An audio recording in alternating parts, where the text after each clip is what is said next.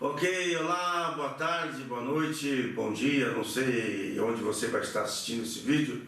Eu quero contar um pouco da minha história. No ano de 1981, há exatos,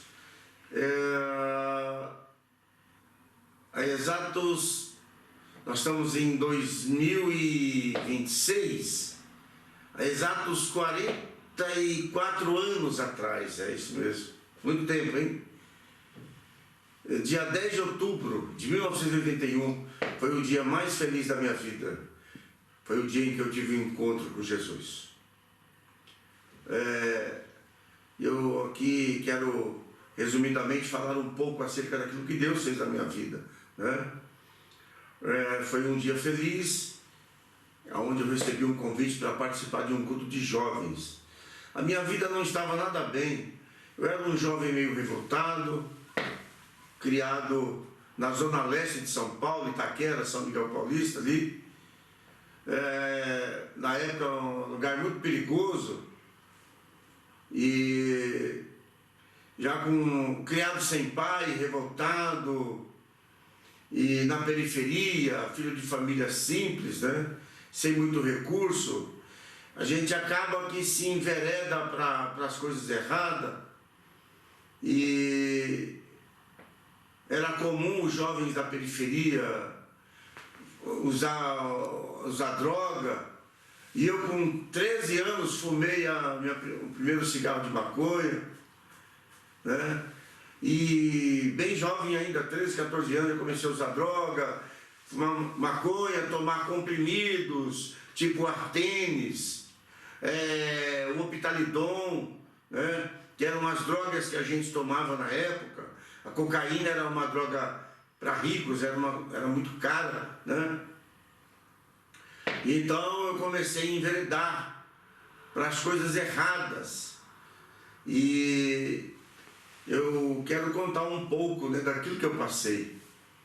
E aí uma coisa vai chamando a outra, né? Eu conheci algumas pessoas erradas, e ainda bem jovenzinho ali, 13, 14 anos, nós somos induzidos, influenciados por pessoas que não tinham uma boa conduta, né, moral, uma boa conduta de vida, e nós somos influenciados. Começamos a roubar gaiolas de passarinho, roupas de varal, e daqui a pouco a gente invadíamos os bares de madrugada e para roubar caixas de garrafa, né? E ali começamos os pequenos furtos, que depois evoluíram para coisas maiores, né? Eu tenho alguns amigos no Facebook que, se ouvirem essa mensagem, eles vão confirmar isso que eu estou falando aqui. Alguns que desconhecem poderão até dizer que eu estou inventando história, mas tem alguns que conhecem e que participaram de algumas cenas comigo, né? E de garrafas, roupa de varal, gaiolas de passarinho. Daqui a pouco nós somos para assalto e para furtos de comércio, né? Coisas que poderiam ter gerado para mim anos de cadeia e de prisão. Mas Deus é tão maravilhoso que não permitiu que isso acontecesse na minha vida, né? Sempre me dando livramento. E no ano de 1981, Deus me chama para a obra. E Ele sempre usa circunstâncias, né? Permite algumas situações na vida do ser humano, quando ele tem um propósito, um chamado. Existia uma frase lá antigamente que as pessoas usavam muito, né? Aquele que não vem pelo amor, vem pela dor. E realmente é difícil uma pessoa aceitar Jesus estando tudo bem na vida dela. Então Deus, no seu grande amor, sempre permite uma situação adversa, uma circunstância, para que a gente possa sentir a necessidade de procurá-lo, né? E eu tive um desacerto ali a gente usava droga, então tínhamos muitos amigos drogados, tinha amigo até que já havia puxado cadeia, outros que já haviam matado pessoas, né? E acabou que um dia eu estando dentro de um salão de baile, eu acabei dançando com a namorada de um camarada que era matador e que era traficante, vendia droga e já havia matado pessoas. E eu havia fumado alguns cigarros de maconha misturado com bebida, e eu acabei dançando e saindo com a mulher desse amigo, né? A gente sempre saía junto. E inclusive um companheiro que estava comigo no baile falou: olha, você não pode fazer isso, a mulher do outro lá e tal. Mas a gente, quando usa droga, eu pelo menos eu me senti um Superman, né? E disse assim: não vai dar nada, a mulher está me chamando e é comigo mesmo e tal. E aí aconteceu, queridos, que a casa caiu, como nós usávamos essa expressão em São Paulo, né? Quando a coisa estava errada, a casa caiu. E a casa caiu para mim. E de repente eu comecei a ser procurado.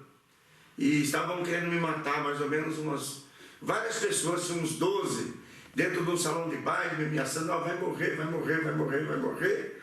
E eu ali dentro do salão de baile,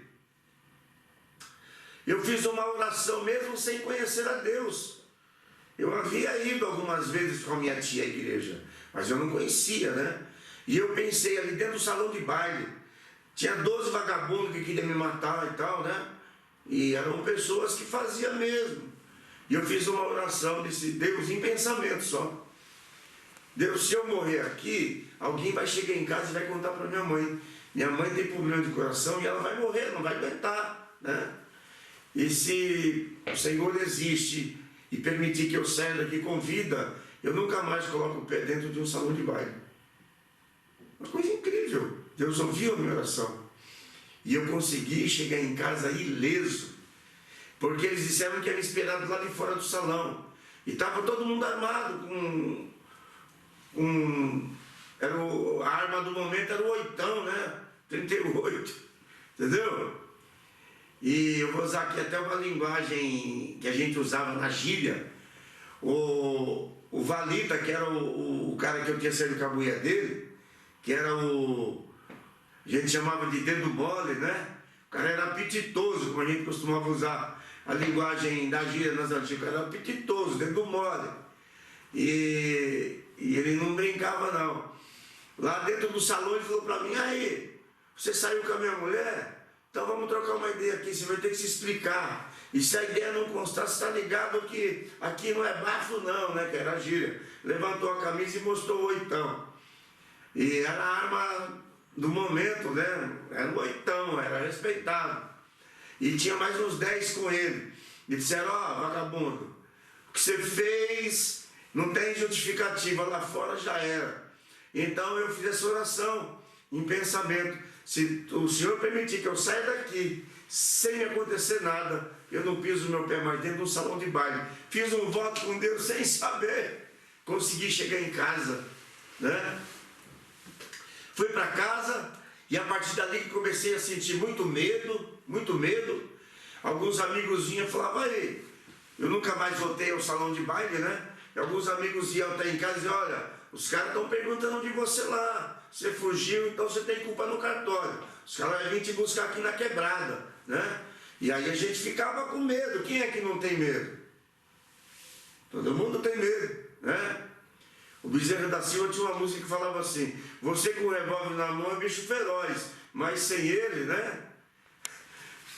Você conhece essa música?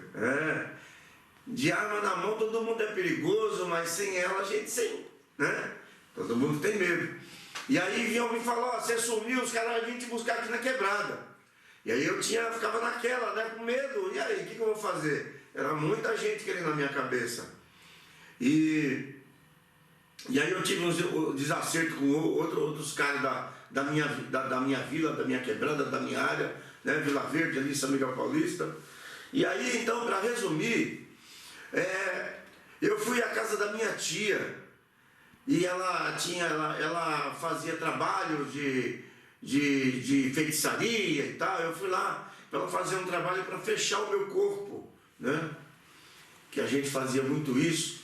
E ela tinha um altar, e nesse altar ela tinha lá uma imagem de um santo, de um índio, que era o santo dela, e esse índio tinha um cordão preto e vermelho, né?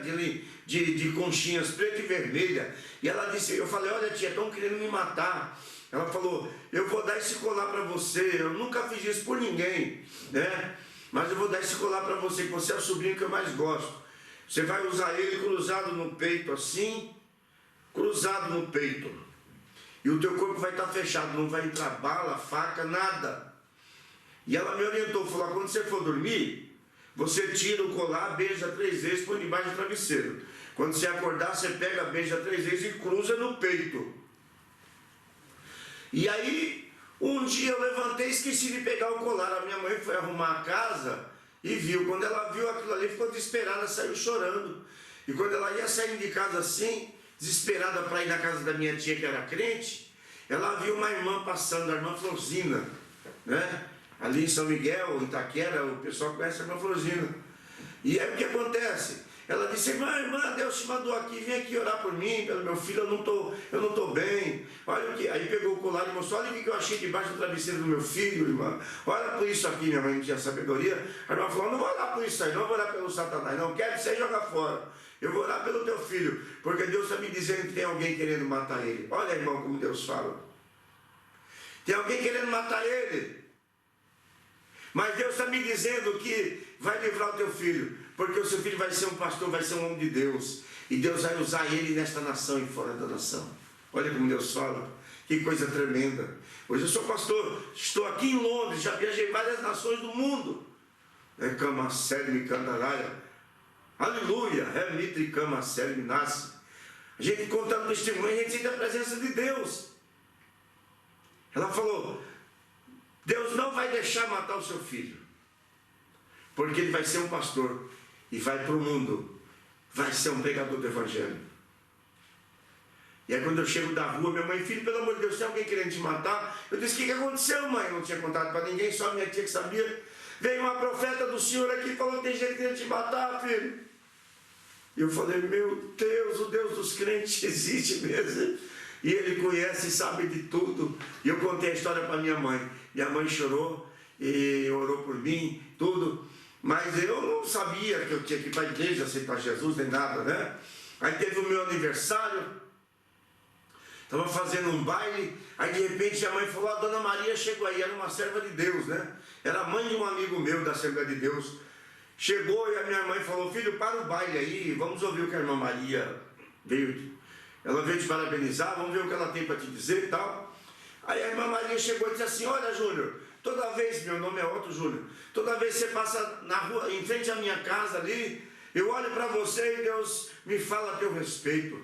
Falou, olha, desculpe eu vim aqui atrapalhar o seu baile, a sua festa, vocês estão dançando, eu vim aqui, de repente estou atrapalhando, mas eu quero ser breve, eu vim aqui para te dizer que Deus tem um projeto na tua vida, e no ano que vem, no lugar dessa festa, vai estar sendo realizado um culto de ação de graça. Glória a Deus. Deus tem profetas na terra.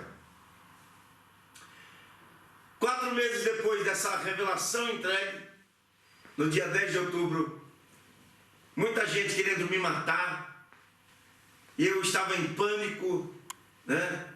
Meu tio me convida para ir na Igreja do Brasil para Cristo, pastor Geraldino de Oliveira, e a mensagem da noite foi João 3,16, porque Deus amou o mundo de tal maneira, que deu o seu Filho unigênito, para que todo aquele que nele crê não pereça, mas tenha vida eterna. E eu ouvindo a mensagem, aquela vontade de chorar, eu dizia assim, eu não posso chorar aqui, eu vou passar vergonha, né? A gente aprendeu no mundão que é homem não chora. Mas a presença de Deus era tão grande, né? Eu estava assistindo uma coisa tão boa.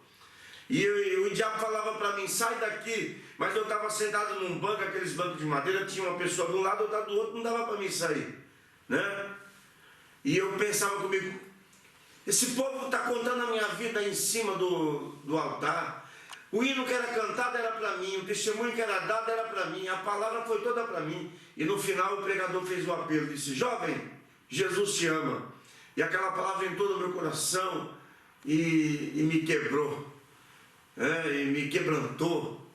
E eu não aguentei e desabei em choro, em lágrima. E ele dizia assim: talvez você finge ser feliz diante dos seus amigos, mas quando você chega em casa você tem um vazio dentro de você. Mas Jesus quer te fazer feliz. Aceita Jesus. Jesus vai fazer você feliz. Jesus te ama. E ali eu não aguentei aquela palavra. Veio, entrou no meu coração, e eu levantei a minha mão chorando. Fui para frente, aceitei Jesus. E não parava de chorar. Fui chorando até em casa. Cheguei lá, abracei minha mãe e disse: mãe, a partir de hoje você não sofre mais comigo. Eu tive um encontro com Deus. Minha mãe, por várias vezes, eu dava uns perdidos de 3, 4 dias. Minha mãe só vivia nas delegacias e nos necrotérios me procurando. Mas no dia 10 de outubro de 1981, Jesus entrou na minha vida. Jesus me mudou. E eu deixei tudo, porque quando Deus entra na vida de uma pessoa, Ele entra, Ele muda, Ele faz um antes e depois. Nunca mais fui a um salão de baile, e peguei os meus discos que eu gostava de músicas mundanas, dei tudo. E a partir dali, até as minhas roupas eu mudei. Comecei a buscar a Deus. E já fazem 44 anos que eu sirvo ao Senhor. E as promessas de Deus, eu estou vivendo as promessas. Deus falava que ia me levar para fora do Brasil. E hoje eu estou morando em Londres, na capital da Europa, eu considero uma capital da Europa. Estamos fazendo a obra, já viajamos por vários países daqui desse continente. E vamos para a América, vamos para muitos lugares que Deus tem falado. E está aí o meu testemunho. Jesus te ama. Jesus tem uma obra na sua vida. Talvez você seja um jovem sem esperança, sem expectativa, como eu era, não tinha alegria na minha vida. Mas Jesus entrou e mudou tudo. Fez um antes e depois. E me deu alegria que eu nunca tinha sentido na minha vida. Que Deus te abençoe. Você possa ter entendido essa palavra. Quem tem ouvidos, ouça o que o Espírito diz à igreja. Que Deus abençoe a sua vida. God bless you. God bless you. In Jesus' name. Em nome de Jesus.